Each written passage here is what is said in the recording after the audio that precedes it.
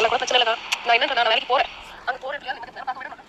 அங்கேயும் பிரச்சனை, எனக்கு வேலை செய்யற இடத்துலயும் பிரச்சனை. இப்போ ப்ரெஷர் ஜாஸ்தியாக போடுறாங்கன்னா வீட்லயும் ப்ரெஷர் கொடுத்தா நான் எப்படி வேலை பார்க்க முடியும், நீங்க சொல்லுங்களேன். அதாவது இவங்களுக்கு 17 வயசுலேயே கல்யாணம் பண்ணி இப்போ 2 பொம்பளை பிள்ளைங்க இருக்காங்க. 8 வருஷமா அவங்க வீட்டுக்காரர் வேலைக்கு அனுப்பலையாமா. இப்போ வந்து அவருக்கு காலில் ஒரு ஆக்சிடென்ட் ஆனதுனால இவங்க வேலைக்கு போயிருக்காங்க. அதுக்கப்புறம் ஒரு கால் சரியாகி நல்லா ஆயிட்டாராம், சுத்தமா கியூர் ஆயிட்டாராம். இப்போ வந்து நான் வேலைக்கு போக முடியாது, நீ தான் சம்பாதிச்சு குடும்பத்தை பாத்துக்கணும்னு சொல்றாராம். அதுக்கு தான் அவங்க சொல்றாங்க, வேலைக்கு போற இடத்துல எனக்கு ப்ரெஷர் டார்ச்சர். இவர் வேலை செய்யற இடத்துல வந்து அசிங்கமா பேசுறாராமா, 2 நிமிஷம் லேட்டா வர முடியலையாமா. உடனே நீங்க பெண்களுக்கு தான் சப்போர்ட் பேசுவீங்க. இந்த மாதிரி ஆண்களுக்கு மட்டும் நம்ம பேசுவோம். நம்ம எல்லா ஆண்களையும் எப்போதும் குறை சொல்றது இல்ல. பர்டிகுலரா இப்போ இந்த பொண்ணு என்ன சொல்லிருக்காங்கன்னா, அவ்வளவு வேதனைப்படுறாங்க. 2 புள்ள பெத்த உடம்புல எவ்வளவு ரத்தம் போயிருக்கும். ஆபரேஷன் பண்ணிருப்பாங்க, மாசம் பீரியட், புருஷனோட சந்தோஷத்தையும் பார்க்கணும், வீட்டு வேலையும் பார்க்கணும், பிள்ளைகளும் பார்க்கணும், வெளிலையும் வேலைக்கு பார்க்கணும். அங்கேயும் பேசுவாங்க வேலையில ஏதாவது பிரச்சனை வந்தா. என் மாமியார் வீட்லயும் நான் பணம் வாங்கல, எங்க அம்மா வீட்லயும் வாங்காம நான் ஒரு ஆள் உழைச்சு தான் என் புருஷன் காலை சரி பண்ணேன்னு சொல்றாங்க. இப்படி சரி பண்ண பொம்பளை நீ தெய்வமால பார்க்கணும். நீ கஷ்டப்படுத்துற உனக்கு நல்ல சாவு வராது, நீ புழு வச்சு சாவுவ. நீ அவங்க அன்பா பார்க்காம நல்லா ஆயிட்டில, உன்னால முடிஞ்சத சம்பாரி, அவங்களும் முடிஞ்சத பார்க்கட்டும், அவங்களும் வேலைக்கு போட்டோம். ஆனா கட்டாயப்படுத்தி திணிக்க கூடாது, நீ வேலைக்கு போய் நீ மட்டும் தான் குடும்பத்தை பார்க்கணும்னு. புள்ள பெத்த உடம்புக்கு உங்களுக்கு வித்தியாசம் இல்லையா நான் கேட்க